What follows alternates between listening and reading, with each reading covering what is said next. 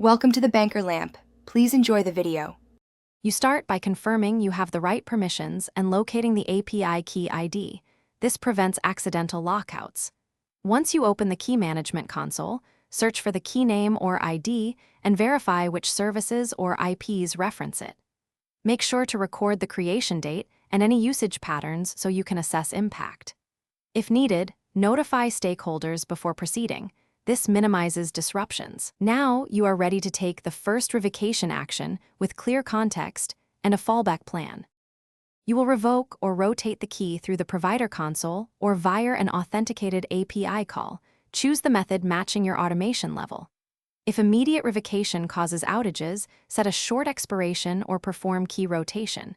Create a new key, update clients, and run smoke tests. Make sure to update configuration files, CI/CD secrets, and environment variables. This prevents silent failures. Once done, monitor logs and metrics to confirm no unexpected errors. And keep the old key disabled. You finish by validating the revocation in audit logs and ensuring the key is removed from all secret stores and configs. Make sure to communicate completion to affected teams and document the change for future audits. If something breaks, use your rollback plan. Re-enable the old key briefly or redeploy the rotated key while you diagnose. One key troubleshooting tip. If authentication errors persist, check cache secrets, DNS-TTL, and load balancer edge caches. Those often cause lingering failures after a successful revoke.